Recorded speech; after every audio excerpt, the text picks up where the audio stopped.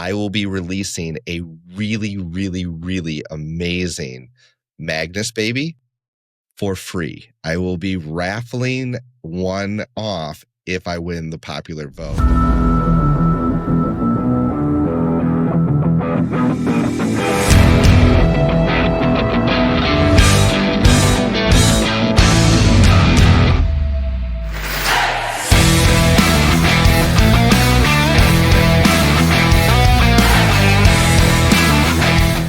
Hey, welcome back to a special episode of Gecko Cove. I'm joined today with Crystal from Gecko Diva. Welcome, Crystal. Hey, how's it going?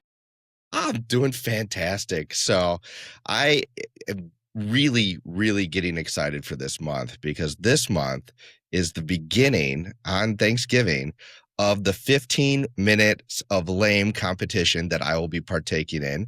And you were the very first gecko person last year in the competition, correct?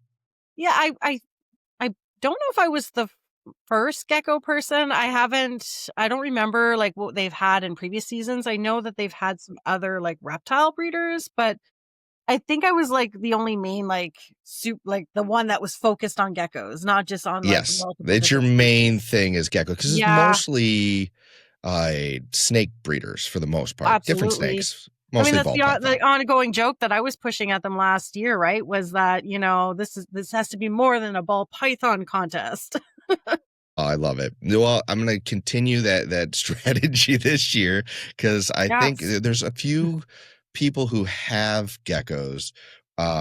Flawless is also in the competition, who I absolutely love, but they have their own ball python, Flawless ball pythons, and Yeah. I think they're kind of running on that and not necessarily their crested gecko stuff because it's supposed to be an up and coming. And I'm like, well, they're more than up and coming when it comes to their crested Absolutely. geckos. Yeah, I So think they're under Exotic Creations, right? Which is with their ball pythons. yes, exactly. Yeah, because they've only been So doing ball pythons, I want to say 3 years, but I'm not 100% sure. yeah, 2 or 3 years. So they're branching out and Uh-huh. diversifying, and they're from what I can see, they're doing a great job there. So if I don't win, I want them to win, but we'll stick with me winning first. Yeah. So Fear to okay, Fascination too, I think, has crested geckos as well. They they have a bunch do. of different reptiles. Yeah, they've got a whole menagerie from my understanding, and they have a really cool, not that I should be talking all these guys up, but there's a really cool social media presence. I think they have an upper hand when it comes to any kind of voting or things like that, just because of their strong media presence. They go to all the NIRBCs. I met them at Tinley. They were doing the build off with Adam Wicken. So yeah, no, I think I've got some competition here. It's going to be a good year. I think it only lasts from what is it, Thanksgiving till Christmas, so it's a pretty quick turnaround this year. But we'll have to kick that off, and this is sort of I'm going to be launching this kind of interview to kind of kick off our campaign. Well, Yeah. my campaign with you helping me since you're the one who got me into this. You Yeah. recommended me for this, so thank you for that. Um, but let's take a step back and for the people watching this who are like, what the heck are they talking about? What is 15 minutes of lame? Why is it a competition? So who puts it on? What is it? And what did you get me into? So, um, yeah, 15 Minutes to Lame is a competition that was started with Chris Eaton over at, it used to be Steaks and the Fat Man, and it's now Fat Man Nation. And he started this basically as a joke. So it was a whole joke because he wanted to have people to come on, and basically initially it was to kind of make fun of people who've like invested all this time and money into putting a business together in the reptile hobby because of how the market was, and everyone was kind of jumping on and starting their own business. But the joke was on him because as he started doing the interviews, realized that there was some really awesome people that were, joining this community and starting businesses and really had like a good plan for what they were Yeah. doing, and you know, and we're being really successful at it, very fairly We didn't early go on. away. Yeah, no, absolutely. So it was kind of like, whoa, okay, maybe I have to take a step back and, you know, and look at this a different way. And then it kind of like became this really fun contest that, you know, people wanted to be a part of. And, you know, it brings humor Mhm.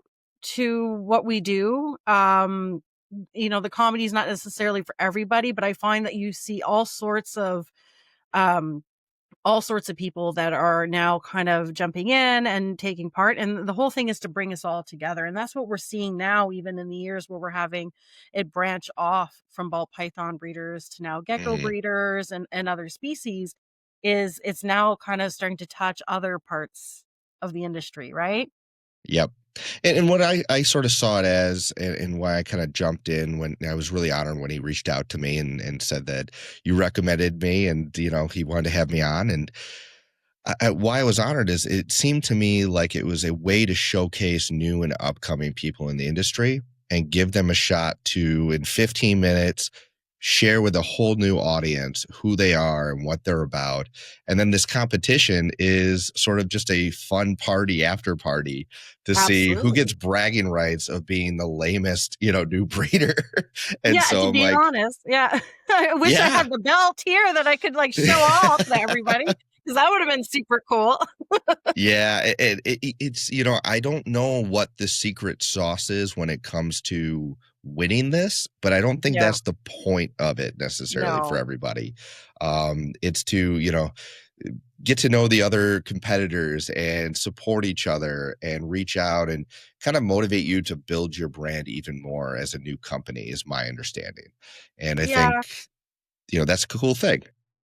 Yeah, it's, I think if you approach it from that point of view, it's an awesome opportunity to really just kind of grow your audience and connect with a lot more people, and also kind of build those friendships. You know, Hmm. like, my husband participated in it the year before me, and he's still really good friends with some of the people that, you know, he competed with. And, you know, we had, actually the winner from his season, Paul from, Large Marge Morphs, Hmm. came down in September to visit us. Is it September? No, it was October he came down. Came just before Halloween. He came down to visit us here in Canada on the farm, you know, and stayed the weekend. So we still That's have cool. those connections that we've made, and we've went down to New York to visit people too. And it would have been, you know, there are friendships now that we have that we really cherish, that, you know, we can thank, like, 50 Minutes of Lame for us having those friendships. So it's kind of neat. That's so neat. It actually reminds me. So one of my guilty pleasures with my wife is, we're, you know, very honest about this. We love reality TV when it comes to Yeah. like the old school reality TV. So I just actually right before this interview watched the latest episode of Survivor. You ever watch Oh, okay. Survivor?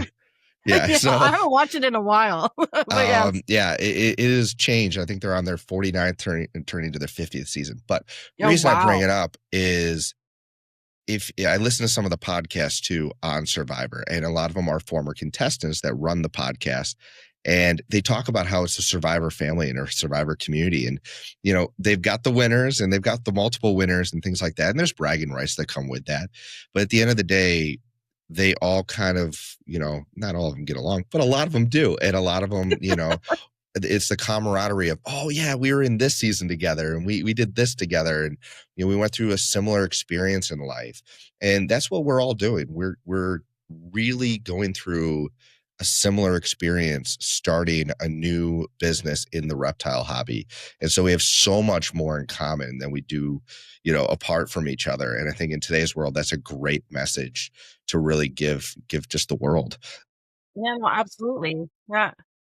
Yeah. So I'm excited to, you know, not only participate in this and do all the kumbaya stuff, but I'm going for the gold. I'm going for the fire. And So I hope you I get it. go, And you oh, need to what? play dirty. Yes. So I'm going to AI the shit out of this. No, I love it. but yeah, just coming up with different creative ideas. And I think that's another cool thing about what's to come is that Mhm. hopefully this takes me out of my comfort zone of the type of content that I produce. Did you find that when you competed that you did new things or reached out to new people? How did it push your brand forward in what ways? Yeah, so I got to kind of experience it twice, right? Not twice for myself, but the content creation. Hmm. So, when Gerald did it, that year I find like the year before, like the content and the videos got funnier and there was so much more. But the year that they did it, we even took it up to that other level where they were like now doing interconnected like video series, that kind of like back and forth shots at each other. And um it was a little stressful because I do remember I don't know, like, I don't know if you do videos, like, if you have your spouse help you do videos. I can tell you for us, Love a cameraman. there's a lot of times where it's nice that there's music over the audio and there's no audio because you probably hear some swearing in the background and some Hmm. frustration because this is like the 17th take that you're doing for this. But it was fun. Like we put out videos every day. And on Gerald's interview, when he did a first live video. So before that, they were all pre-recorded, right? So in that case, you had an opportunity to potentially, like, I don't know how Chris did it in the background, but maybe take another take. Um, G was on the 100th episode, so they had it live. And on top of that, he brought in Justin from Canova to give the Nice. interview. So if anyone hasn't seen it and goes back and watches episode 100, you'll see Gerald looks like he's a deer on headlights. He was not expecting that, and he didn't know We until didn't they tell went him ahead of live. time. No, they didn't tell him. So and he had never spoken to Justin before, and he's a Hmm. new breeder, and he's like, "Oh, this is Justin's from Canova," like, "Ugh." So he was kinda, like, Yeah. caught, I don't know and jack about ball pythons, and I know that's a big deal. right? Like, So, I mean, he's the sponsor for the contest, right? yeah. So, the yeah, so he was there doing this interview, and at the end of the interview, they go through the sponsors, and Hmm. you have to say whether or not you use the products, and they'll give you, a thumbs up or a big fu if you don't. Yep. And, as Canadians, we don't have access necessarily to all the products. Like, we can't, like, buy animals from certain breeders that are sponsoring unless we wanna import. Um, some of the, enclosures are not as easy for us to get, and the bedding as well, and so on. So, a lot of the times, like, we're getting FUs the And whole F you. time, like, Um, but it came around to when they were like, "Do you use clutch?" And that, year, I think is when Clutch, like, had launched, I think earlier Hmm. that year. I don't know if it was, like, just around that time, but, Gerald had been on a waiting list to use it, and he didn't get in, so he started using Husbandry Pro. So Ah. and then he didn't wanna put everything into a new system, and he just stuck with Husbandry Pro. So you have Justin, he owns Clutch. So he's there, and he's like, Right. Do you use Clutch?" And he basically has to tell the guy, "No, I don't use your product. You weren't quick enough to give it to me here in Canada." So it came across like he was basically telling him a big F you, right? So that was an That's ongoing awesome. joke for him. So his campaign last season, or 2 seasons ago when he was in, is he was doing these, like, it was kind of like a joke love letter to Justin, Hmm. like, "I'm sorry," and at that time is when those, thirst traps became really, really popular. Oh, So yeah. he was doing all these, like, you're all professional and stuff with a snake, and the next thing you know, it pans out and it's a red light and he's shirtless.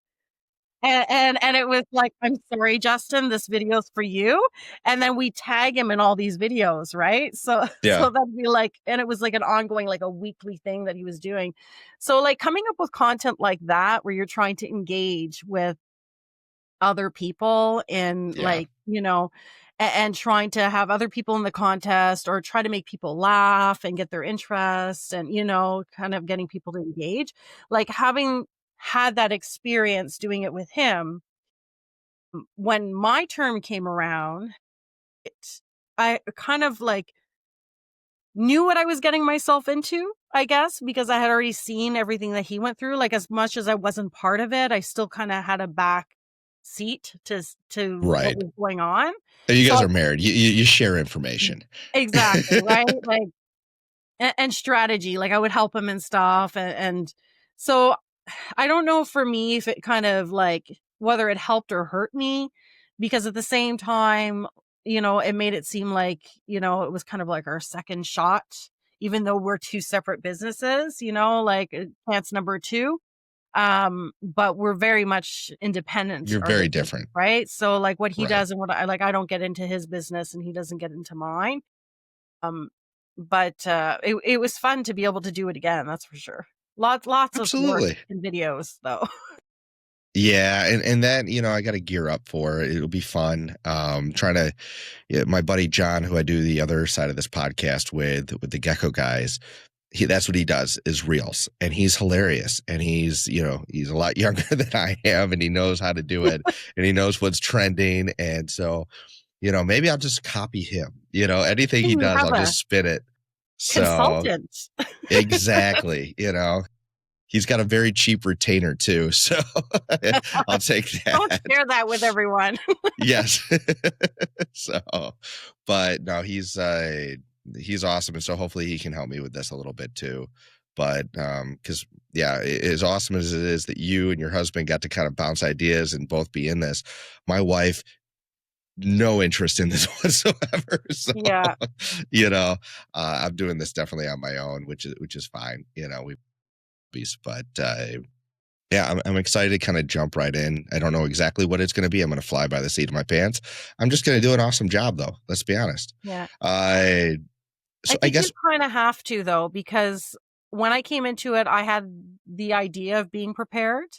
And I mhm, was like, oh, maybe I'll get all these videos done ahead of time. And, life gets busy and you just don't end up doing it.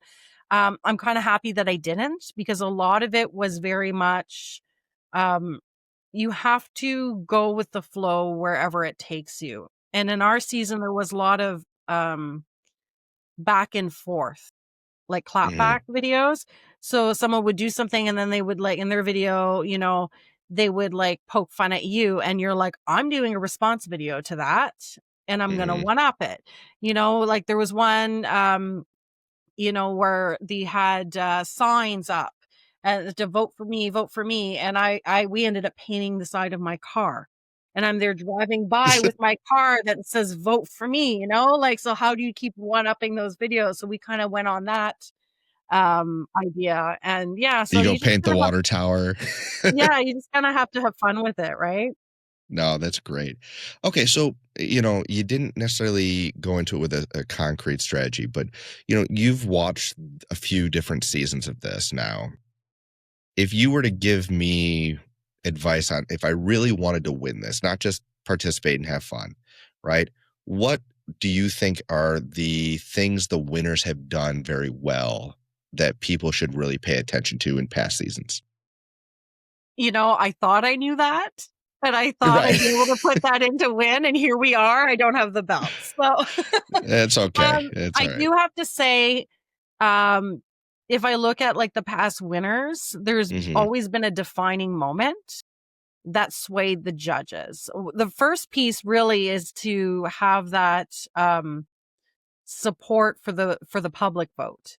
So Mhm. I feel like if you can really get the votes on that public piece, that is a huge help, because that's one of the four votes, right? At the end of the day, that counts for one.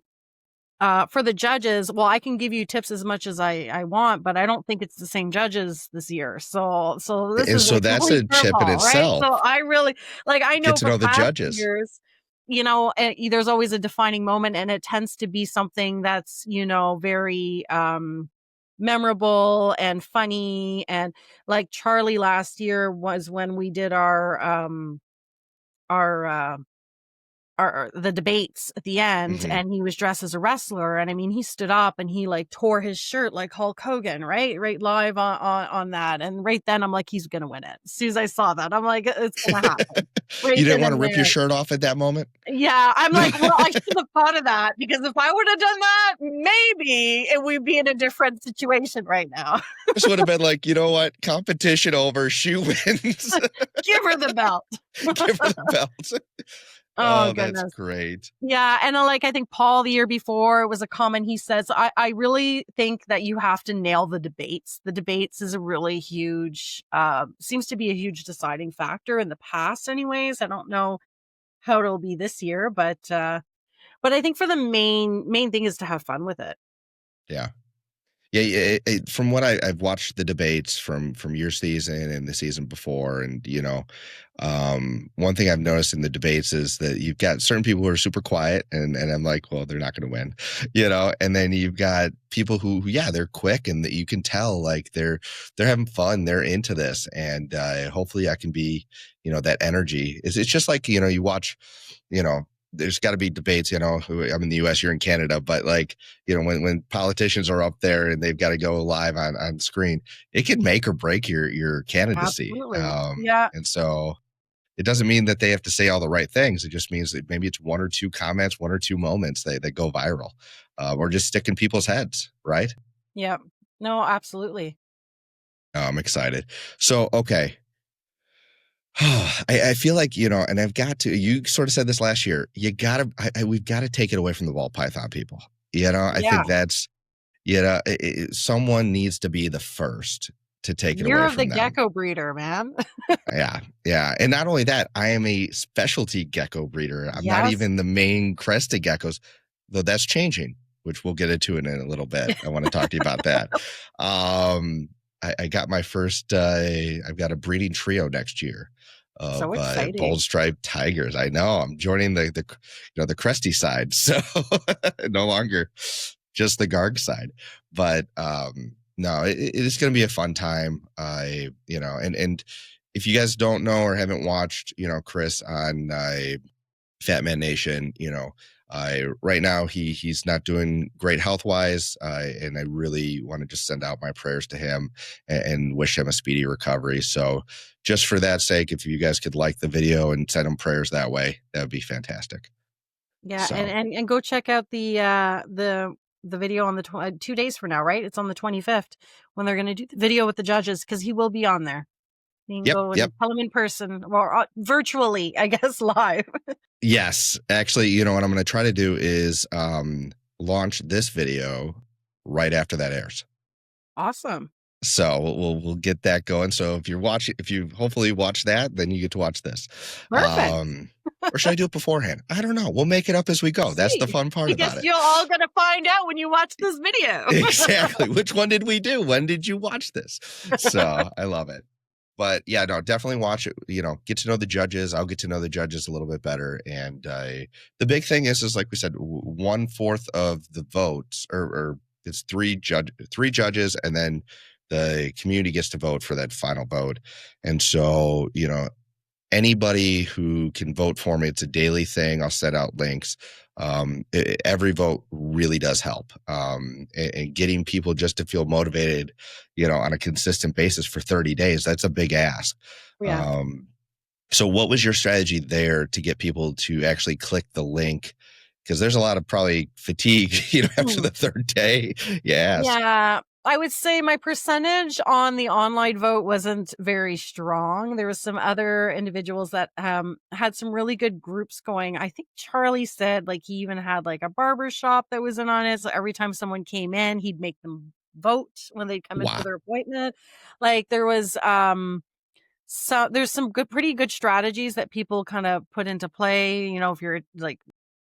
If you're a teacher or something like at a university, people were getting people to vote and so on, right? So for myself, it's a little bit difficult because my day job isn't really something that I can go and share this kind of, and ask people to Yeah. vote. Um, but I ended up starting like a group chat. I actually tried to start a channel on Instagram, but at the time it wouldn't let me start a channel. And I don't know if I recently just started one. So I don't know what changed, but it was telling me I didn't have enough followers and I just couldn't start a channel. So I ended up starting like a group chat, and I put stories up for people who wanted to have those daily reminders. And I started a group on Facebook as well and Okay. invited everyone to that group. It was like an event, I guess, group thing that they could be invited to. And I would Hmm. put daily reminders in those group chats because I didn't want to spam people all the time Yeah. that didn't want the reminders. But to be fair, some people just forget and they do want to vote every day. And it was a good way to kind of have that, on their mind. So if they join the group, they would get a reminder. They could go and then click the link and then vote. Um, and then the other thing was just posting every day, posting stories, remember to vote, having the link there. But it is very tough, to you think it's a simple thing, but it seems like it's a lot of work to get, people on board to go and hit that vote. I was very lucky to have some pretty awesome people. Like you were very awesome and helpful in sharing that. Thank you. I'm going to give Kristen over at Cresty Works a shout out because she Hmm. posted a lot to support, my campaign, which is awesome. Like Flawless supported. A lot of awesome people jumped on board and did some videos, and the collaborations and stuff, which is fun because then you have them in collaboration, so it's also going to be shared on their page too, right? So, You um, reach new people every time, and I think that's part of the yeah, fun is you're putting yourself out there to keep growing a little bit more and more. And yeah, you had some really awesome breeders, supporting yeah. you, and I was we were rooting for you. I thought you could have done it. I don't know what those judges were thinking, but I know, right? And I say it every day. We're always giving them hell for it. so yeah, no, But good job, Charlie. If yeah, you good end up job, watching this. congratulations. Congratulations. We're done. Um, well, I'll have to win it for you then. It'll be Yeah, third time's the charm. then I'll have to come take a picture with the belt. And That say, would be I actually great. touched it. That would be awesome. We're totally doing that. So, Yeah. um, we'll make it happen. We're just gonna will it into the universe. How about that? Absolutely. So, yeah, I had so much fun on the actual interview. And kind of one thing I wanted to bring up about that, I thought it was kind of fun. I Did you see the interview back? I mean, this was all the way back in April. So I did actually, I did it watch on it my when it was birthday. live. Yeah. Yeah. I haven't watched it recently, but I did No, watch no, it when it no. was live. So one of my strategies there, because I kind of watched a few of them ahead of time, and I knew that it was going to be like, do you use this product or that product or buy snakes from this person? And clearly, we're at a disadvantage because we don't buy snakes, right? So most of this stuff is geared for that. And I remember he was like, "Have you bought a snake from Canova?" And I'm like, "Yes, I've bought every snake I own from Canova." He's And you like, have "You're like so no. full of shit." I'm like, I haven't bought a snake ever, but everyone's Yeah. bought from him. So Yeah, I, you absolutely. know, I got a whole bunch of like thumbs up for things I'd never even done, which was great. That's Um, awesome. so yeah, I think it's fun too that, Chris doesn't take life too seriously, in my No. opinion. I think, you mentioned it before. He's kind of like the fun Howard Stern version of the reptile world, right? Yeah. And he's just a genuine guy. And, he makes a lot of fart jokes, and I love that. Yeah. So I think what's fun about that energy kind of goes into this competition where, um, we're just not going to take life too seriously. We're going to have fun, and we're going to go and just do something awesome. So I'm excited for that. Life is Anything else that already people? Oh, go life ahead. is already as serious as it can be, right? So sometimes you got to bring a little bit more fun and humor into it. Right. And even though this is a business for a lot of us, a lot of this is still just a big hobby for me. And, I I want to keep it fun, because if it turns into, a career where I'm just, dreading going to work, dreading to go, like after this interview, I still got to go down and feed my geckos tonight, and it's going to be late. And, if it was something that sucked, like if you told me I had to go work out today, and go run 3 miles after this, I would make any excuse not to do it, right? Any Yeah. excuse. I'm not a fit man. Okay. But when it comes to going downstairs and feeding the geckos, yeah, I feel like that's awesome. That's one of my favorite things to do. So that's kind of how I look at it. So, um, anything else that either I or our audience should understand about this competition as we're launching the campaign? Yeah, I think it's don't take things too seriously. Have a lot of fun with it and support your gecko breeders who are participating in it.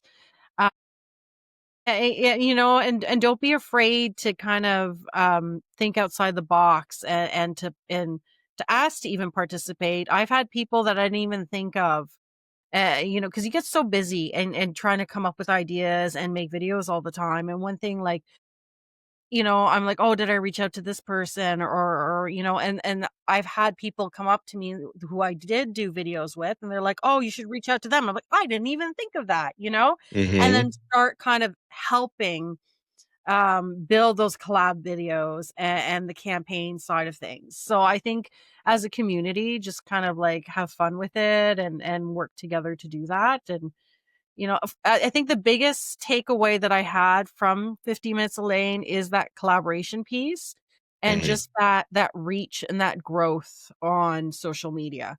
Um, I had already started the podcast before 50 Minutes a Lane, and just the growth after that, for people even coming onto the podcast and following me on Instagram. Like there's quite a jump. You definitely see that because of that engagement. Now there was also some drops because I'm sure some people were just tired of seeing those videos every single day.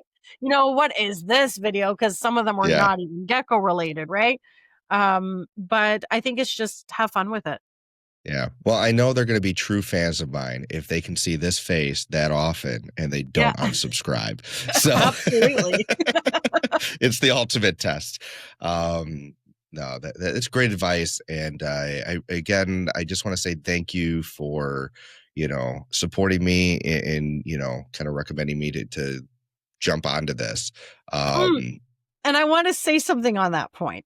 yeah. This is very smart when it comes to this, because when you participate, as a contestant, you have to have somebody in mind. Because Hmm. if you win it, you're part of winning it is you have a live episode on New Year's Day, and you're picking who your 15 minutes a lame guest is going to be for that episode. So Hmm. just to prep for that, you have to tell Chris, like, he's like, "Who do you want to have on your 15 minutes of lame?" And you have to put that thought in, and who do I want to kinda nominate? Which is really Yeah. smart for Chris to do that, because that means he has recommendations from every single participant, which Yes. is I mean, great. as you know, someone who has a podcast, right? Yeah. One of the hardest things about doing a successful podcast is procuring good guests, getting Mhm. somebody who is interesting and engaging and willing to answer questions,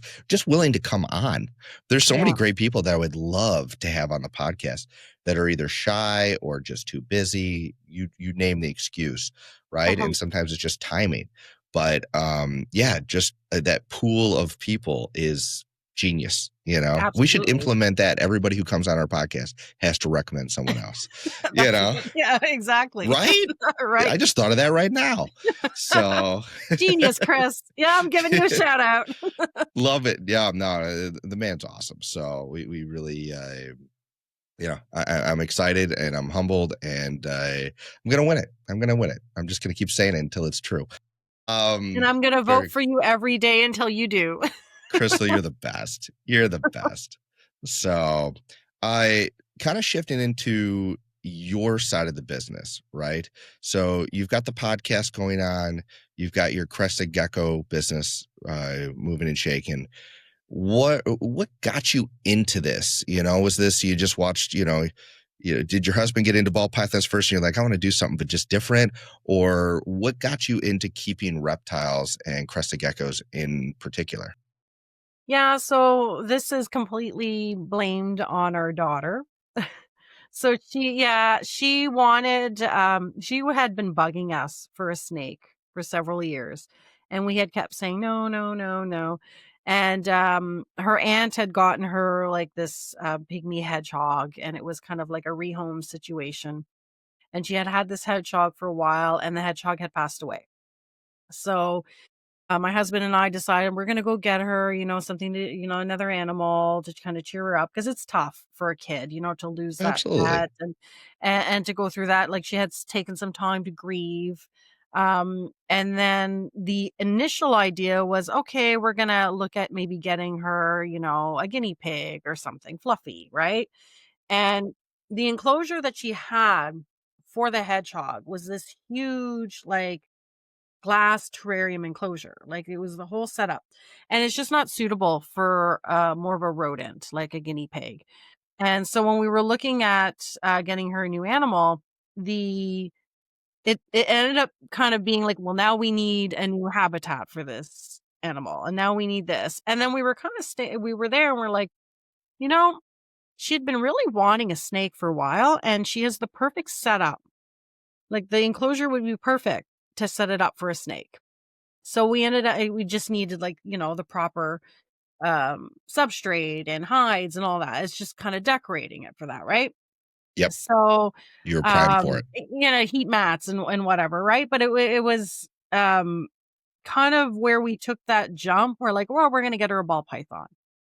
So we ended up getting her a ball python, and she was over the moon because she had been wanting a snake for a while. And then it was maybe a matter of not even a month after having this ball python that I was like, I really like this. Like, I really like this animal. And I'm like, I want my own ball python. So Nice. that, and we were looking online, and I had discovered Morph Market, and I'm like, oh no. I see all the pretty Yeah, ones. I see all the pretty ball pythons, and I really liked pieds, and I still really like pieds.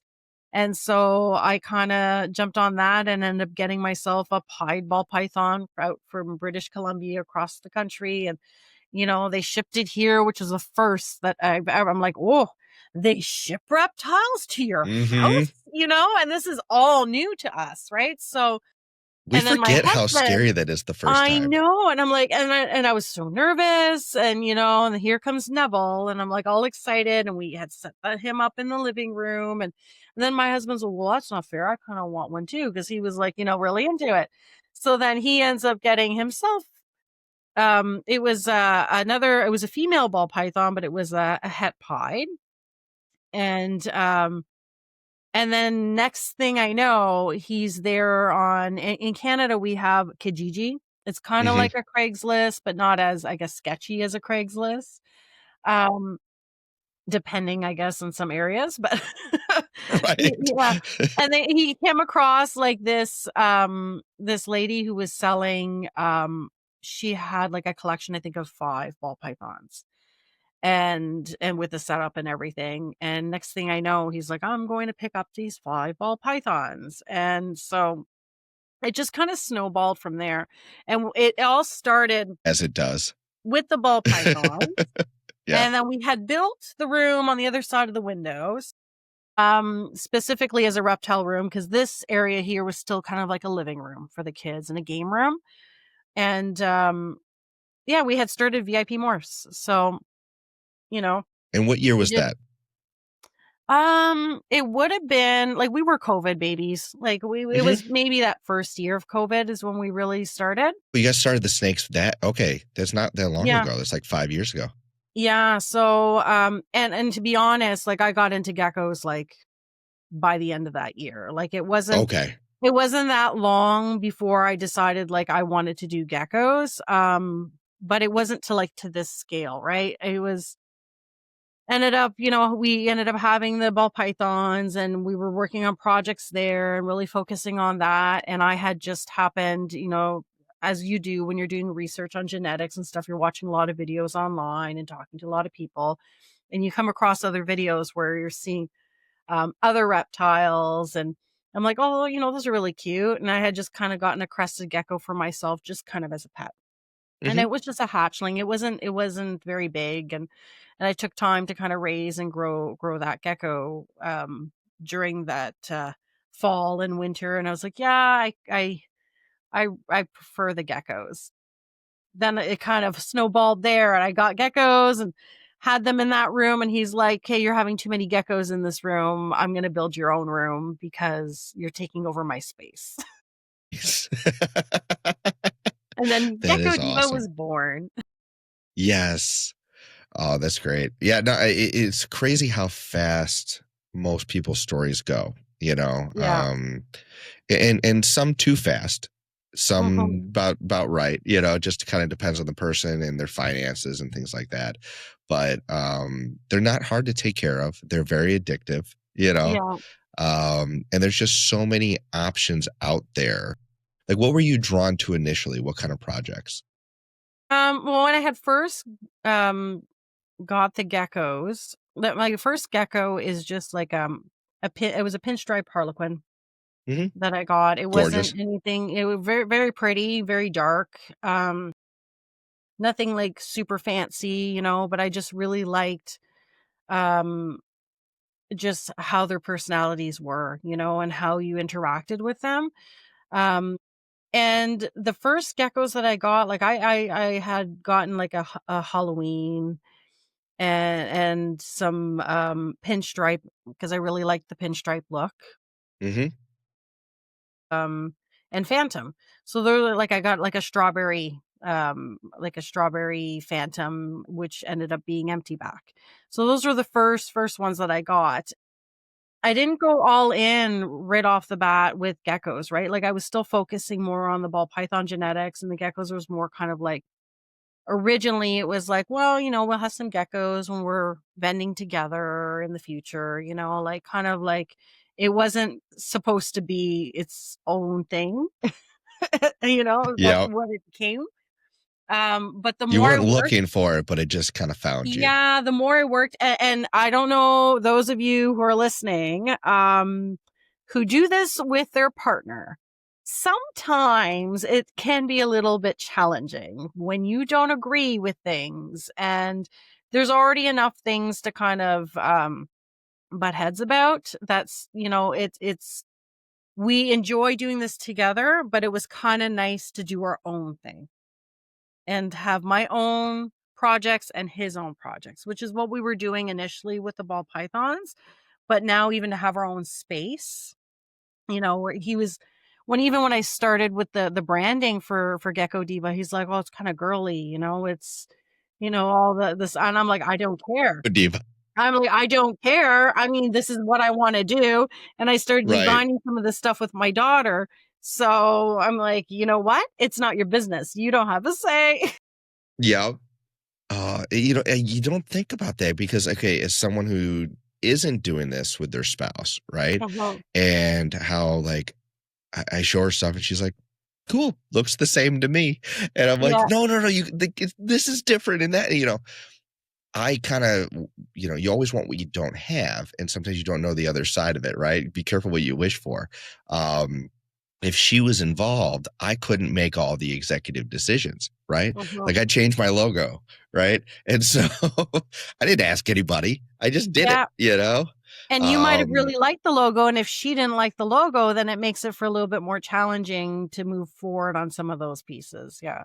Absolutely, absolutely. Or, just even, do we buy this animal, right? I don't ask her what she thinks of the genetics on this or that, or, Yeah. I just make those decisions. And so it's almost like I'm a single guy. you know, the only thing is if I spend our money versus the gecko money, then I am not a single guy. Yeah. Um, but so do you guys keep all the finances separate as well then?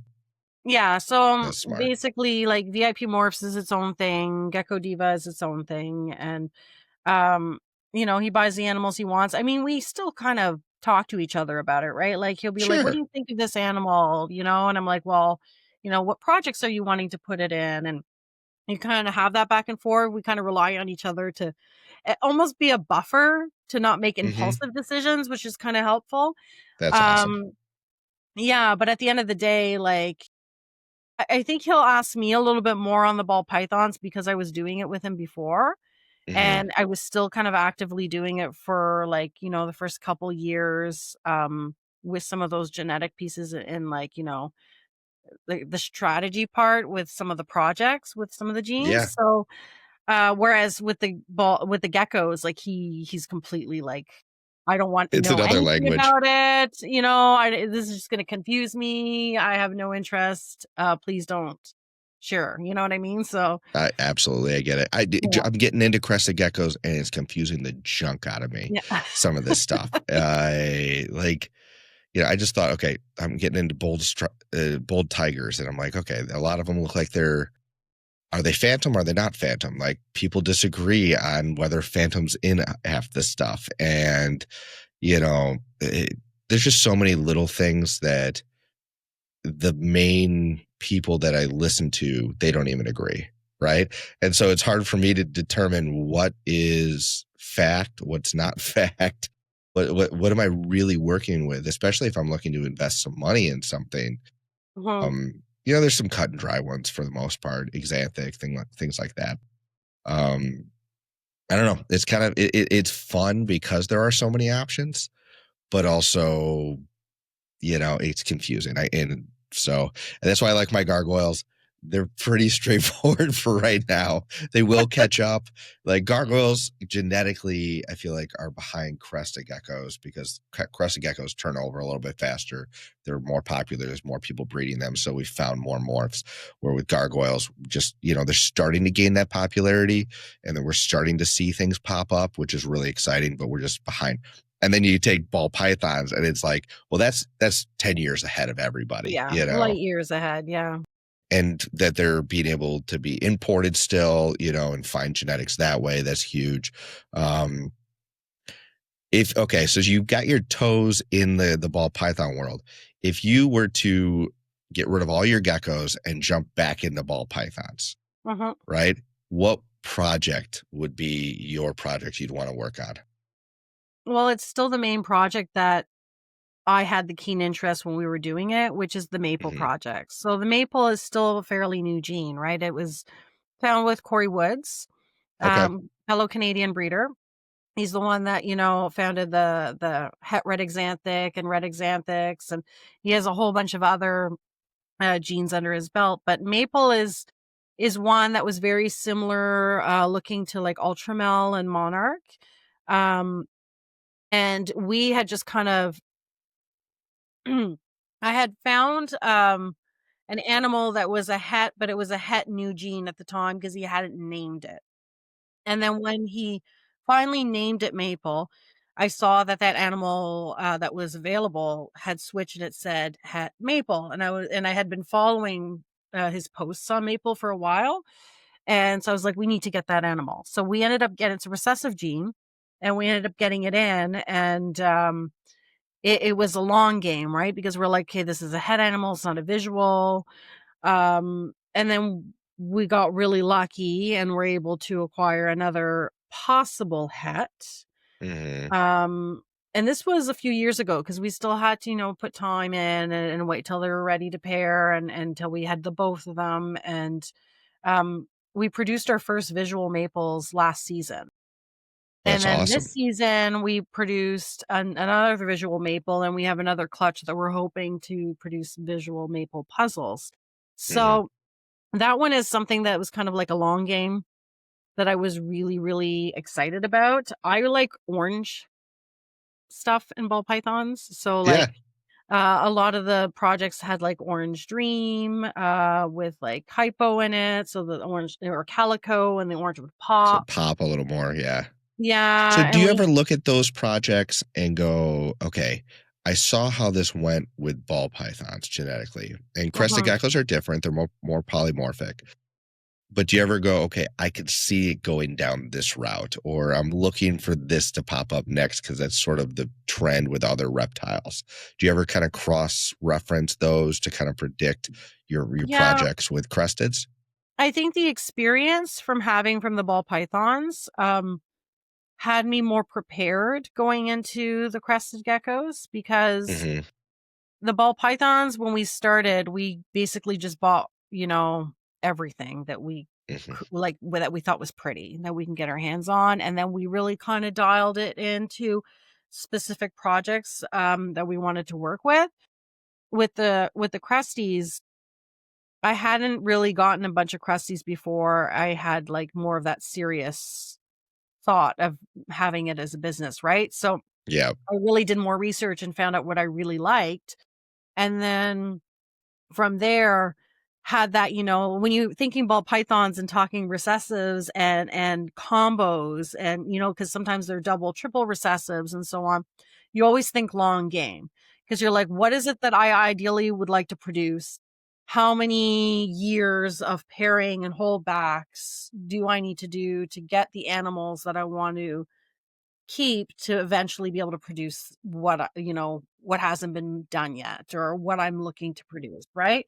So approaching the Cresties with that kind of mentality, I feel has been helpful for me anyways, and being able to stay kind of um eye on the prize, I guess, kind of like on goal with some of my projects. Like every time I look at getting a new animal, I'm always like, okay, does it fit into the core projects? What what would it bring to that project? exactly. And you've got some cool projects. Like I love your green project. And I think Yeah, that's such thanks. a visionary kind of thing, right? And I remember seeing it Tinley, I think it was like 2 years ago, and I posted about it, a little reel on it, where it was this green and yellow gecko. I called it my Packer gecko, Green Bay Packer gecko, right? And I was this close to getting it, and then the guy goes, I got to keep it. It's too unique. And I'm going to try to find something like it. And I was like, missed opportunity there. Um, but I think there are some other people who have really noticed how amazing those geckos look, especially when they're fired correctly. Yeah. Um, and what I would love to see is if we can build on that, where it's not just I don't even know, is it fired up, fired down that they're green, mid fire that they're green? Yeah. I, So, I would love to see them green all the time, just in different shades. yeah, and I think the green, it depends on the animal and how the green is there, because I have different animals in the green project. So the first one for the project was Lipton. And the story with Lipton is, when I started having an interest in crested geckos, there was a Canadian breeder who owned Lipton and was posting these really cool photos of him when he was like his vibrant green. So Lipton will actually fire up almost black. And then he fires down kind of this grayish color, and his mid fire is where he's like this clover green. Like it's very vibrant green. And she'd have these pictures of him when he's that vibrant green, and sometimes it's a misfire and it was like two-tone green and stuff. And I was just in love with this gecko. And I'm like, oh, I don't see green geckos. And this was like years ago, right? When I first started. And I'm like, I really want to get my hands on a green gecko. So at the time, she was having like a wait list for hatchlings. Um, and then all of a sudden, the breeder was going out of business and had sold her animals. And I reached out at that time. Lipton had already been sold, but she had a hatchling from Lipton from a pairing from the year before, and ended up selling me the hatchling. So I ended up getting this little one, um, who turned out to be green, but not until she hit like 25 grams. Like she looked kind of brownish that whole time until she was almost like, at a good weight. Um, and I was like a little disappointed, because I'm like, it's not really what I wanted, and like still searching from green. So you're like, daydreaming, oh, I really want a green project. And then by chance, the other person who had that gecko had just posted it on Instagram in some stories that he was selling geckos, and I recognized, and he wasn't green in the picture that he posted, Hmm. and he was under a different name. I think he had named him Matcha, I think is what he had changed his name to. And I recognized him right away, and I'm like, that's Lipton. So I reached out and I'm like, is this gecko used to be named Lipton? And he's like, yes. I'm like, I will buy. Yes. Like, immediately. How I, much? I want yeah, him. So, that's awesome. and I was so excited. So yeah, so I ended up picking him up, and it's been a slow starting project, because it's trying to find the right females for that pairing. So last season, a huge shout out to Sam over at Modern Gecko. I have one of his females here, Shorty, and she's been part of a green project with him, but just not getting a huge production of eggs with that specific pairing. Because sometimes it's just, sometimes some pairings will, you'll get a like really good production, and sometimes you don't, and it can kind of vary even with who you're pairing Season to together, season too. Yeah. and season to season, and who you're pairing together. And this past season, I had paired them to 3 different females, and awesome results is what I've been getting. So, very, very excited to see how they're gonna grow. Very green, um, at a very young age, which is very exciting, and also some tangerine on them, more of the pinkish kind of tangerine, which is kinda neat. And then expanding on that, I have an olive phantom, different green, very dark, that I've paired to a monochrome female, and I've been getting some green hatchlings there. So there's been a lot of holdbacks that is going to be part of like further down the line, when they're Yep. ready, that I don't have to do any line breeding, and I have like different lineage, and kind of bring in greens from different pairings. And then I brought in one of the greens from Dawn over at in Korea, so from Reptile Cool. City. So I've some people might know Mr. Grinch. I think most people know Mr. Grinch over at Little Monsters. So it would be related to Mr. Grinch. So, and and his name is Hulk, because I call my project the Hulk Project, and I never had any Hulk gecko named Gecko. Yeah. So you need Um, to do that. so he's going to be joining the roster for next breeding season. So very excited to see what's going to happen with that project, but it's a long term because I'm holding everything back. Sorry, Yeah. everyone who wants greens, but All yeah, right. How about this? Can I get you recorded? If I win the 15 minutes of lame, I get first dibs. you get first dibs. Absolutely. Only if I win it. Yeah, and then I want a picture of that green baby right on that belt. There you go. That would be that's the shot right there. So guys, Yeah, get me that gecko. Go vote. Okay. absolutely. It's awesome. On the record. Yes, on the record, because yeah, I'll pay the import fee. Those geckos are just so cool, and I'm just starting getting into crested geckos, like I said. But there are certain things that catch my eye, and certain things that don't. That's the other thing people don't talk about. There are some new genes that are out there that are exciting because they're new, right? And this is where I think really dialing into what you're passionate about is sometimes more important than what the market is. And Absolutely. like, and hopefully nobody takes offense to this. I am not a fan of the leucistic crested geckos. I The, think they're the cool looking. pinkies. The pinkies, they're just not my jam. But that's just my personal opinion. I know people who love them. I know people who I respect who work them into their stuff. Nothing wrong with that. I just personally if I'm going to have a small collection of crested geckos, it's not what I pick. Right. Just like a lot of people don't like Dalmatian spots on their pattern geckos, Yeah. it's personal preference, and some people love it. Yeah, but you So see that you have to work with what you love, right? Like one of the other projects I work with is Pixel. And I can tell you not everybody likes Pixel. The people who do really love it.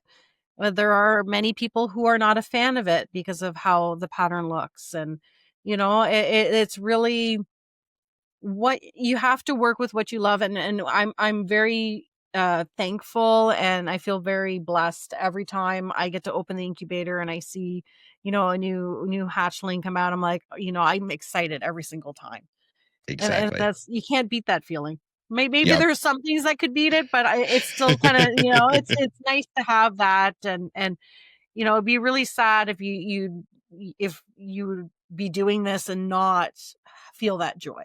Yeah, I'm gonna hang up my gecko breeding immediately if I hatch out a baby and I'm not excited. Even the Yeah. ones that don't hit the genetic lottery, I'm still Uh-huh. excited to see how they develop. They didn't wow me out of the egg, but I've had some amazing babies that 2 months in, I Absolutely. open that container and I'm like, where did you come from?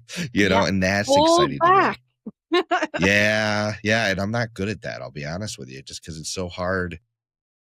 Not I don't wanna expand. I don't want to keep growing to a point where, because I've got a young family and, I only have so much time, and I'm doubling the amount of breeders this next season, Yeah. and I got the infrastructure. I went and bought a whole new, rack set up for the babies, but I'm looking at myself, I'm like, I'm gonna after this, if I wanna add, I'm gonna have to start, cycling in and out the different breeders. Yeah.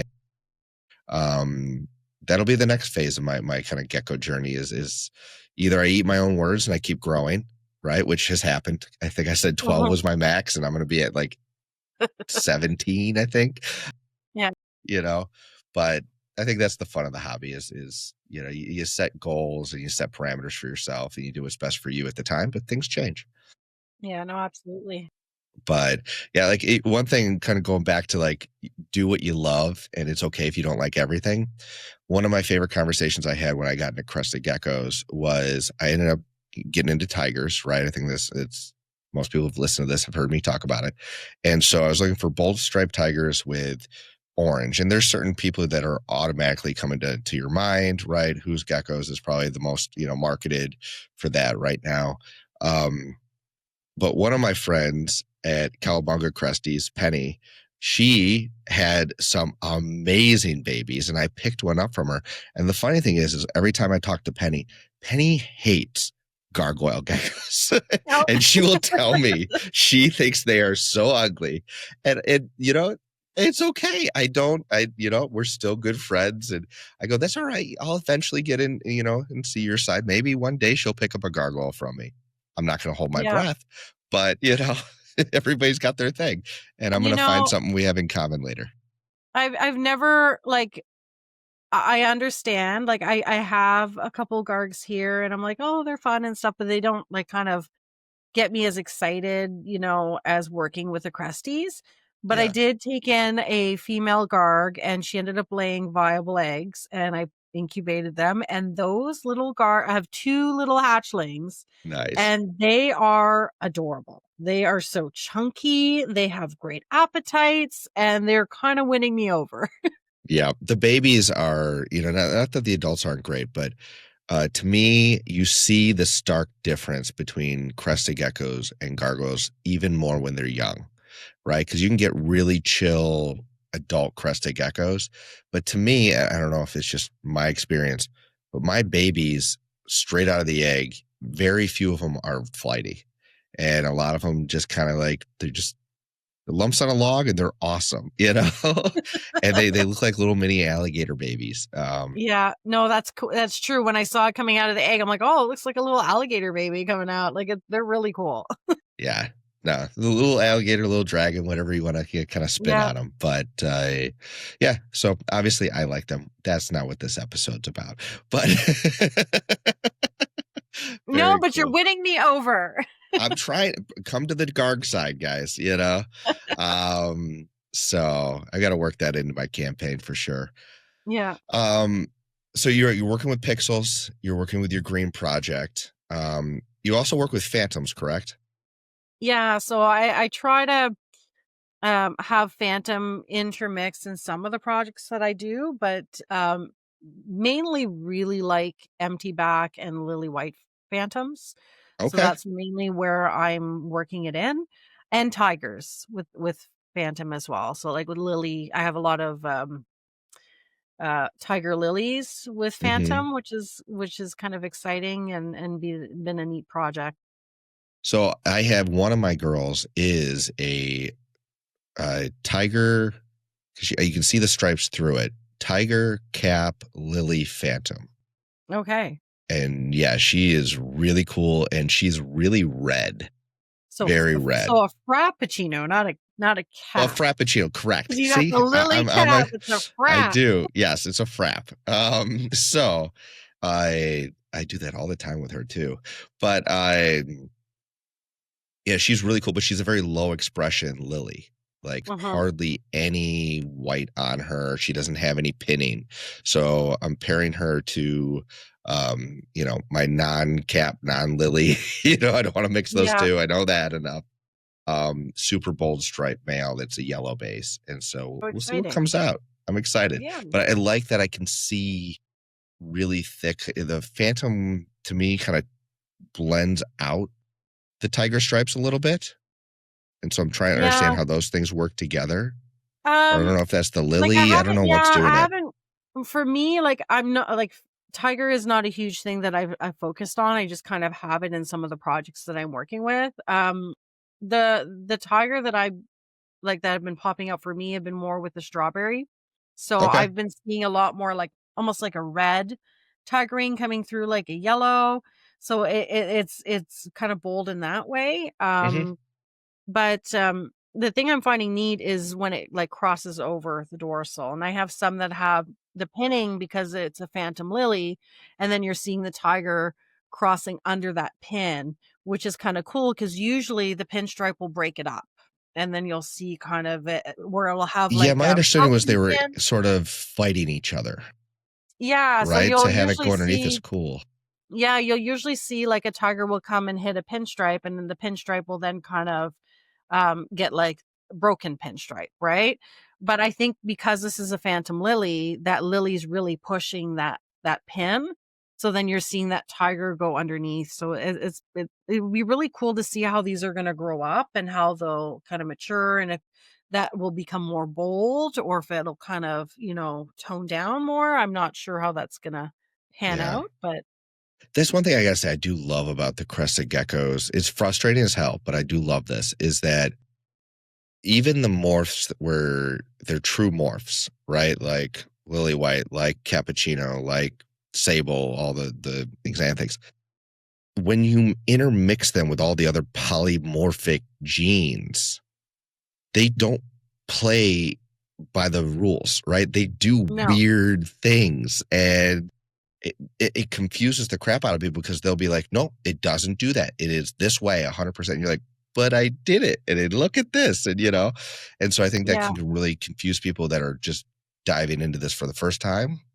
But at the end of the day, it's really cool because you can be even more creative and more experimental and play with, okay, well, how does this really work if I add this one thing into it? Mhm. But we see that even in ball pythons, where you'll put two genes together and it makes a specific look. Like a example would be like yellow belly and asphalt.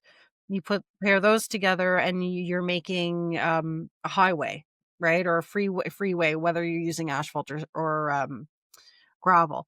And it'll make it where the pattern now is like the yellow line down the dorsal that looks like a line in the middle of the road. Hmm. And then the color of it will be more of that, like, the road color, like an asphalt color.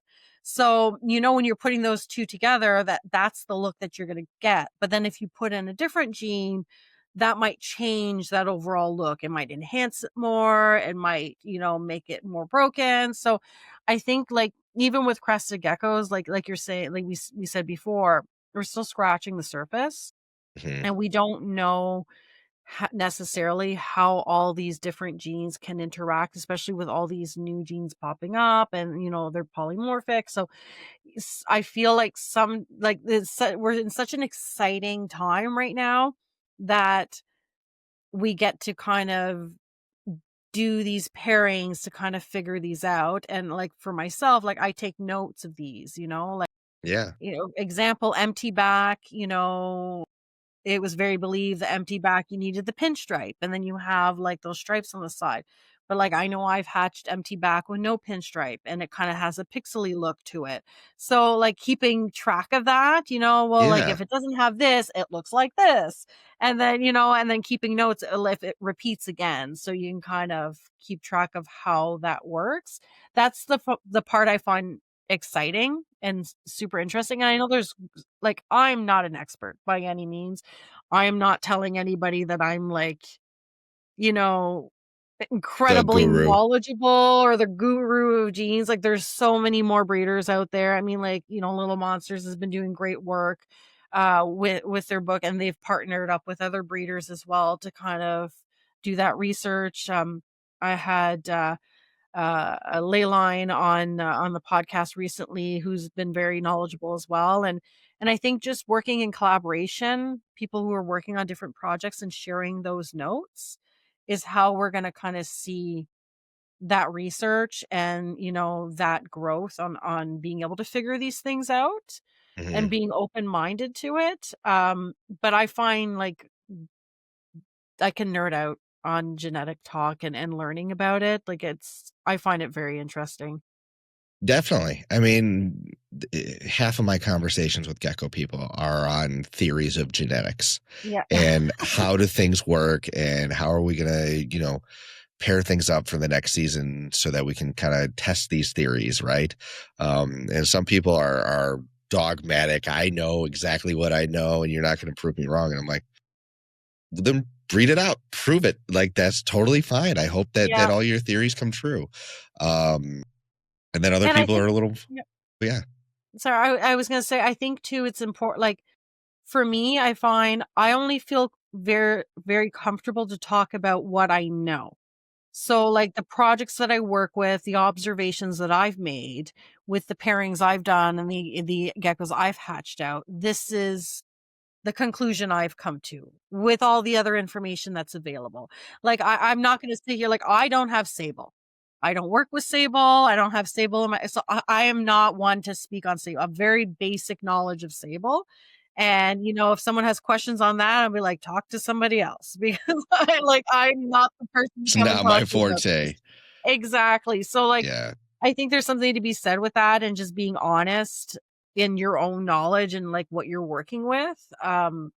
We don't have to be um masters of everything, right? No. Like And sometimes it's funny because, you're a pretty, your podcast is very successful. I enjoyed watching it this morning, thank you. and so I think anytime that you're out there public facing, uh, people give you a lot of credit. And I sort of get credit for certain things with the gargoyle world. And people come to me for advice and I give them the information I have. But I sort of have an imposter syndrome feeling like, guys, I've only been doing this for like 4 or 5 years. Absolutely. I And get it. so, you know what I mean? Like, go talk to Paul Morlock, go talk to Phil Tremper, Mhm. go talk to the people who have been doing this for, years and years. Actually, at Tinley, fun little side story. Phil was going to go and sex a gecko for me, right? And so he pulls out a piece of glass that came from a camera store, right? Okay. He goes, "How old are you?" And, and we played a game where he guessed my age and everything. He goes, "Yeah, I bought this before you were born." Goodness. And I'm like, that's the kind of experience and passion you deem as an expert. Yeah. Me, I'll give advice, but you gotta put in your time and I'll always default to him for stuff.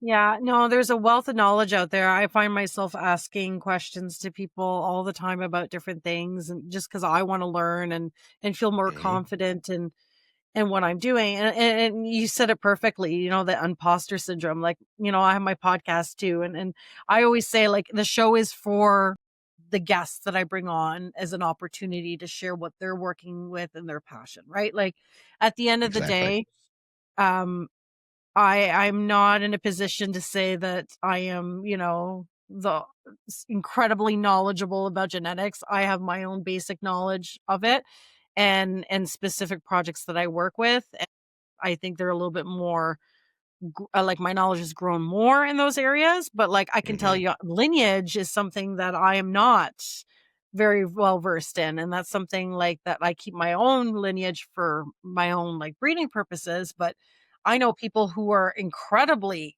knowledgeable about lineage and like this gecko is related to this and from this. And I'm like, I don't even know half these names because that's something that I haven't had the exposure to or the opportunity to learn.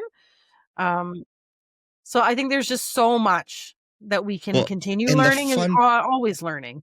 the fun part about, we're going to totally agree on this Mhm. because I think you and I both have created podcasts where we bring on people to share information, but we're also secretly, not even very secretly, learning ourselves, right?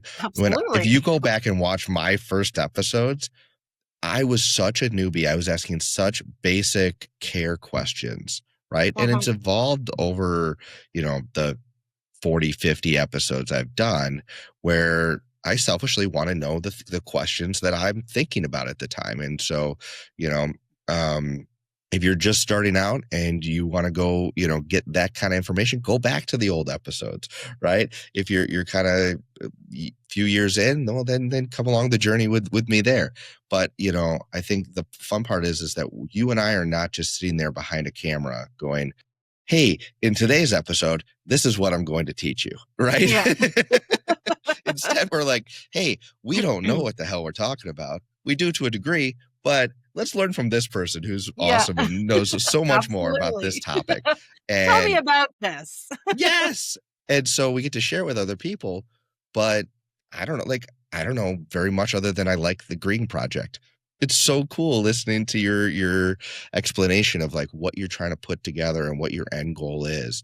I think that that's going to help people if they're looking at that too, to kind of help plan their projects around that. Yeah. A And little there's so tidbit of much to knowledge. learn with some of those new projects too, and how it works and how it interacts and like yeah, it's exciting, it's fun. It's so much fun. So, yeah, I think it's. I'm glad you're doing it. I'm glad there's other people doing it too, because I listen to them all, right? And so, as much fun as I have interviewing people like you and other people, I enjoy just listening to other people, get interviewed. So, I love this community. It's fantastic. Um, what other fun projects are you working on that maybe you want to share with the community here? Yeah, so I think aside from the ones I had mentioned, Empty Back is probably one of the largest projects that I'm been pretty invested in. Hmm. Um, Empty Back specifically into Lily. So there are a lot of Okay. breeders that are working like Empty Back, Super Empty Back, Super Stripe, and are either working with darks and I tend to kind of gravitate more towards like more of a vibrant base color, so like yellows and Hmm. reds. Like I love yellows. So for me, a lot of my animals tend to be more yellow, which is helpful when I'm like, when you see the greens pop up and stuff. So yellows and reds are ones that I really, really enjoy working with. And I love Lily. If I had to pick any gene to work with, Lily White is my ultimate favorite. So to be able to work with Empty Back in Lily has been a lot of fun. Um, and really working towards trying to, make that, a super empty back lily, have the two copies of the gene and see how much of that lily white that I can kind of take away from that dorsal so that bottom pattern can kind of pop up, but still have, that coverage with the lily. So So can we it's pause and been take a fun. step Yeah. back for people because I'm still confused when people go and show me a gecko and they're like, this is empty back. And then I'm Yeah. like, is it? And then you look at it, okay, the super empty back looks to me like an empty back, but it's like you Yeah. said, most people are working with darks or xanthics with them. And so that's interesting. And then you get empty back with xanthic, and then the whole back is just white. And I'm like, is that empty back? Is it? So can you kind of for dummies, right, watching this, um, explain to me what you think? Like, how would you explain empty back to somebody? Is it as simple as it sounds? Yeah, so and I think there's been some mixed messaging too with empty back. Just for the language, because the fact that it's called empty back, it makes it confusing. So a lot of people have Hmm. started using head empty back um for the one copy of the gene, and it's not recessive. So if you're having one copies, whether you call it empty back or head empty back, um, Hmm. essentially what it does is it's removing the pattern from the dorsal. So you're allowing the base color to show up. And then when you're having a super form of that, so the two copies, it's erasing basically, it should be erasing all the pattern, right? So then you're only left with, if you're having the pinstripe, you have the stripes on the side, and the whole dorsal of the gecko is going to be, let's say if it's a dark animal, like a black animal, then it'd be black down the back. If it's a red animal, it'd be red down the back. So It's the abscess. I can't say the word. Yeah, you got it. Absence. You know what I mean? Absence of pattern on the Yeah. back, which is Okay. allowing that base color to come through. Okay. That is a great explanation. I love that. Yeah. When you Now, have tiger, because you work with tiger, yeah, that messes with the empty back because tigering pulls into the pins. So you'll see you can have something that's like a super empty back, but it's not fully empty at times because tiger will come at play and it will kind of pull. And sometimes you'll see like a little line of pattern across and a little bit. So it kind of tricky pulls it tiger. in. Okay. And So that's okay. yeah, That's good to know because there's sometimes even people say, "Oh, this is a super empty back," and I'm like, are there different, because in certain genes, I know the dog world with genetics a little bit more, and so like one thing I bring up all the time is the Merle gene. So if you know what the Merle gene is with like yes, Australian shepherds, so yeah, there are different lengths of that gene, right? And so an animal can carry it. Like my one dog looks like a black tri, and he has a very short allele of the Merle gene. So when you get him genetically tested, he tests as a Merle dog, but it's so small the length of the gene that he doesn't express it visually as much. He has a patch on his butt. I could tell that it's there, right? yeah, And I really had to look for it. Whereas my other dog is a full Merle and she's just covered in it. And so I wondered if it was kind of like that, where certain genes like that expressed to a different level, even like lily white. All right. So like some lilies are covered in white and yeah, some are very low expression. So I didn't know if yeah. empty back was similar. In my experience, it has been, and Hmm. usually I notice because there's another gene at play that's impacting how it's visually presented on the animal. Hmm. Um, like Which is, well, like even like I'll have an example, like I have a phantom animal that has empty back and white wall, right? And it's harder to see on that animal because everything is muted because of the phantom. So mhm, anything that would look like white power pattern and whatnot is basically almost the color of the gecko because it's all like one color. So sometimes in those cases they're a little bit harder to kind of spot. And again, I think we're still trying to understand how it works and its connection with super stripe, that sometimes an animal might not even look like it's carrying one copy of empty back, and then when you're working it into a pairing, you're producing animals that have empty back. And I've seen this with animals that don't have pinstripe, that I mhm. wouldn't have even thought, and then through pairing it'll pop up, and I'm like, "Oh," and then you look at the lineage and some previous animals, and you're like, "Oh, there was empty back in the history," you know? So it's Yeah. just with the other genes at play, it's kind And of being co-dominant can come into play. Yeah. yeah, it's presenting differently. So, with Lily specifically, this is where I was finding it challenging. It's very easy to identify out of the egg. When they hatch, they have a very prominent line right down the back, and it Hmm. goes down their tail, and they have a down line down their belly. So you can see like there's a base color stripe all the way down the dorsal. Um, I have like one of my geckos, Lily Pool, that I've held back when she Love was the name. born. Yeah, when she was born, she was very obviously um had one copy of empty back. But she has so much of the snowflaking and that white just spread everywhere that the white basically covered her whole dorsal as she aged. So if I were to buy her as an adult, I would have no idea that she's carrying the gene Hmm. because of the lily white that's spread.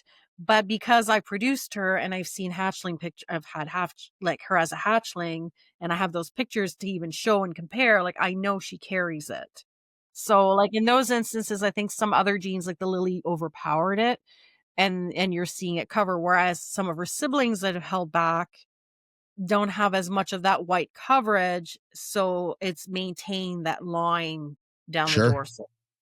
Well, and Yeah. that's hard too when you're buying and trying to decide which one's the holdback, right? Depending on which look you're going for, they Mhm. change so drastically as they Yeah, no, age. absolutely. that could be that could be a pro or a con there. So depending on Yeah. how what you're looking for. That's so cool. Yeah, I mean, I could sit here and talk about this kind of stuff forever because it's very interesting. It's very I know so little. It's like when you start a new hobby, right? Um, but one thing that you're talking about this, and I know you're in this with your husband in the snake world a little bit. Does he do genetic testing with his Yeah, snakes? so we do have someone who does testing in Canada. Hmm. Because I know there's a lot of testers in the States, and Hmm. being a CITES species, like, you can't really send sheds. And we joke it all the time that we're going to send a birthday card with a shed, There you go. But ideally, we need to send it to someone in Canada. So there is someone fairly local. She's just like in Montreal, I think. So she's only like a few hours away. And we did work with them, with her specifically on the Maple project, because Maple was a new gene and we wanted to see if we can map it out, because we were trying to determine whether or not it was different from Ultramel. So we did send her sheds from hets. We should send her sheds from visuals, and she was able, through testing, to determine that it was negative for Ultramel A and B, which was really exciting. So we know that it is different. And, if there's anything that's a recessive gene, when in doubt, with ball Breed pythons, it it's out. no longer when in doubt, prove it out. With ball pythons, when in doubt, said the shed test. So like, if they Yes. have a test for it, which they now have quite a lot of tests, especially for the more popular genes that people are working with. It definitely saves a lot of time and steps, because you can now narrow down, especially when you're working with like POS hets, that you can be like, okay, confirm that whether or not it carries the genetics. Whereas with crested geckos, I mean, we're not there yet. We're nowhere We're near not. being able to do All right, let's shed see testing. just how much you can predict the future here, right? And we'll Yeah. we'll, we'll go back and I'll put a clip of this when it finally comes out, right? Yeah. What year are you guessing that we actually have genetic testing for crested geckos in the For future? Cresties. Okay. And having been one person who's been pushing it, I know that they can shed test eggs to determine sex. That I know. Cool. So, I I'd didn't know give they did it, that. That's cool. yes, and I don't know if it's a public thing and that you could submit it yet. I do know that they've done some growth in there. Um, I'm gonna be very positive and hope Okay. that we can be there by 2030. 2030. Okay. Let's see. See if we get there Yeah. faster or slower. Either way, I'm going to post a clip of this Well, keeping whenever in that mind that we're happens. getting close to 2026. So I'm going to give it Times. another 4 years is ambitious, I think. Given the complexities and the fact that they also eat their sheds.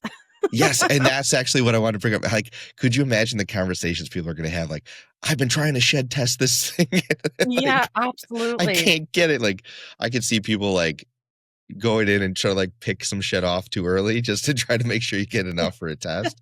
They're just Um, watching it, right? Like they'll have yeah, cameras in the bins, like, or in the enclosures, waiting for them solve to one shed. problem, create another. Yeah. So, or maybe it's not the shed. Maybe there's another thing with their, who knows, a With the fecal egg or sample something, who or knows? Yeah. yeah, that'd be so cool. It would take a little bit of the fun away from it, I think, but I think it would solve a lot of debates. Let's put it that I way. think if they could at least be able to figure out the recessives, Hmm. that would be a huge help.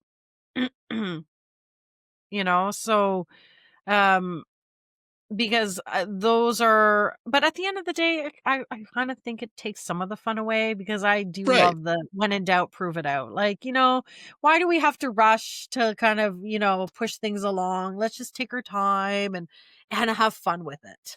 Right. I think it'd also be fun too with the, obviously me being in the gargoyle world. There are certain things that I think are genetic, and it'd be fun to try to just prove them out without creating a new project around it, right? If you could just Yeah. send in tests to kind of figure it out. Like for example, I've said this publicly a few times, but um, there are certain animals that have kind of like empty back with crested geckos where the pattern disappears just along the spine. And I've seen it in blotched, I've seen it in striped. And to me, and a lot of people, they look like low pattern animals because you're wiping away the pattern, which is really what Gargs are, you know, the fancy, expensive Gargs all have the Yeah. most amount of pattern. And so any gene that strips that away to me is not as desirable yet. Uh-huh. But that's because we're not looking at it that way. It could be genetic because I've seen certain lines that carry that throughout. And who knows if someone used it the right way, how cool that could look, right? Or if there's a Yeah. super form that we're just not breeding together. So Yeah, and I things like think that. with the crusties too, the one factor as well is that the way that you can alter the base color. Hmm. So, like, whether like, let's talk reds, for instance, like, whether Yeah, you can get, like, a big vibrant red, or you can, have something more on a pink scale, and I think even working with that base color variance and then being able to strip some of that pattern or moving the pattern in a different way where some of that brightness pops is kind of fun. absolutely. Well, even just going back to just different theories, right? Mhm, With my tiger project, everybody wants an orange tiger, right? mhm. And me being ignorant, I go and ask, like, guys, what's the recipe for orange? Like, they clearly exist. I see them, right? Yeah, And I've been told there is no true orange base color on a mhm. crested gecko, which, It's okay, yeah. cool. But It's the how influence, do I you guess, get on it? the yellow, right? And with the tangerine and, like, there's Is it I yellow? Is think it there's red? Do they yeah, just make there's different brown? ways I think that you and it's the same I'm finding with the greens. There's different ways that you can kind of get to that, and it's just finding the right combination that kinda gives you that consistency. Um, yeah, because like, I work with tangerines, so, like, I have tangerines that are imported from the US, I have tangerines that are lines here in Canada, and then I brought some tangerines from Europe, and I find all 3 of them are different. The North American ones specifically are more similar, but the ones Mhm. I brought in from Europe are very different tangerine than what we work with in North America, so that's been kind of exciting to see how they In what interact. way? What are you seeing that's Um different? Texture, the color itself and how it, like, the texture of the scales, the color, how it's showing up when the animal's fired up versus fired down is different. It just has a different look, Yeah. different tone, reflects the light differently. I'm so glad you brought that up because it's something that even with my gargoyles, it's not a secret I've imported a decent amount from Europe, right? And to me, European gargoyles have been so separated from American gargoyles and what we breed for has been so different that I can really look at a gecko and tell you if it has a European look to it, right? Or if it has European influence versus the United States. And the example I give, just breaking it down in the most simple terms, is we loved six stripes, clear six stripes on an animal, and the redder, the better, right? Yeah. And that was it. So to me, you even when the colors touch, you can still see four stripes on the back, and if you're got a higher quality animal, you got two stripes on each side of the laterals. Where in Europe, and this is where a lot of my animals kind of get their influence, is to me, it's what I would consider a super stripe, right? Which again is a term that gets thrown around in different scenarios and confuses people. But to me, it's not just six stripes. It's a lot. It could be 8, 10, 12, and they're Oh, wow. thin. And they all, especially as babies, they kind of, I'm starting to call it sandbarring, right? Because there's these bars that come down and they're little fingers and they intermix. And as they age, they blend together into like almost covering the whole back on higher end animals. Okay. And to me, that what I've noticed is that first generation, one of crossing them, they do not mix very well, Oh, right? wow. You're not going to get the results you think you're going to get. But then, like my boy Magnus was already mixed, so mixed him with an American and also mixed him with a European. I'm seeing the best of both worlds in two different directions. That's fun. Little things like that. I think that there's a regionality thing to before we really start shipping and importing and exporting all over. Uh-huh. kind of like, how human beings have been. We all kind of had Mhm. our little pockets of civilization, specialized in certain looks, and now we're just starting to mix them all together. And I think that's really cool. Well, and not just, I think, color and pattern, but also conformation of the animals. So I find that Hmm. the animals I've brought in from Europe, structurally look a little bit different as well, right? So, Yeah. like, I'm a huge fan of how they look. Like, they just their features and how they're put together is a different look than some of the animals What that we would you have here. say is more of an American look versus a European look with crusteds, or North Well, American look?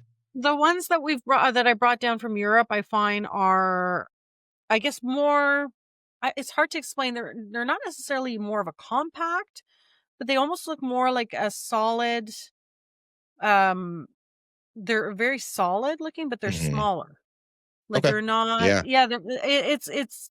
I'm trying to find the right words to describe it. Even though, like, their face is a little bit different, and structurally they kind of look a little bit different. They're not as big as some of the geckos that I have. That are from here or from the States. Like, they tend Yeah. to stay a little bit smaller, but when I say smaller, They're not they're 30 not grams. they're not no, and they're still like a normal weight, but they're solid mass, though. They're more I Are they would a say little shorter, muscular. not as long I would say they're more or muscular. Like, they're muscular? not Okay. yeah, they're more like athletic looking is what I Okay. guess the best way to say, like, Yeah.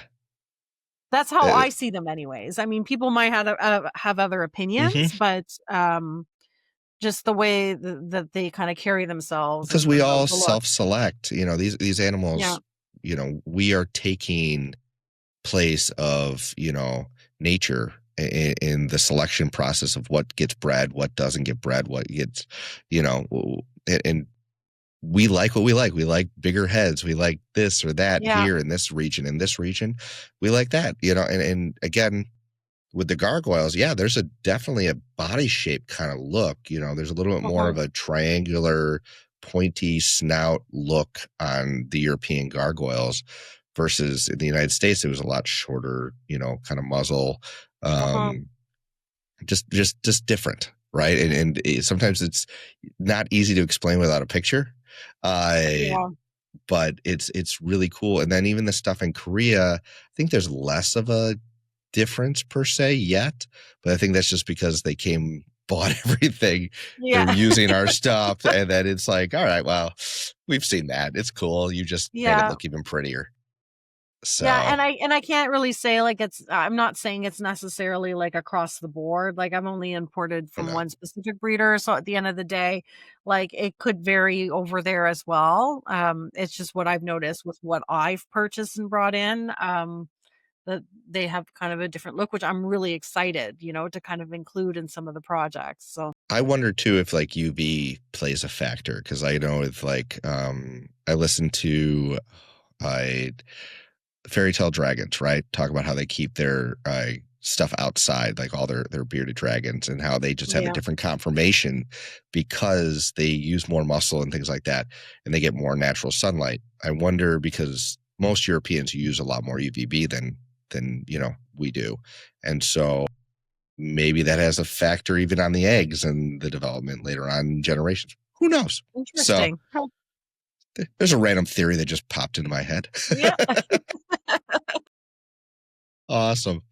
Crystal, this is so much fun. I really appreciate you coming on here and helping me launch my campaign and just kind of sharing your collection with everybody. And I had a blast when I was on your podcast. I'm going to link that down below, guys. If you are not watching Gecko Diva's podcast, you have them.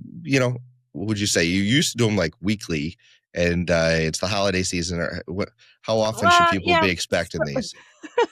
So I was doing them every Sunday. It's very difficult to It is. have a live podcast every week, especially when you're busy and like, I work full time, and it's it's challenging. I kind of try to fit it in, like, the time to coordinate. I find the most challenging part of it is just coordinating to get guests on.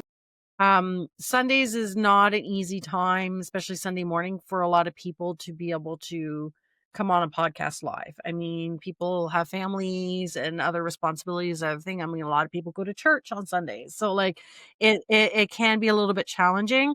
And I've considered now kind of maybe doing some pre-recorded ones to be able to help get more breeders to be able to come on as a guest.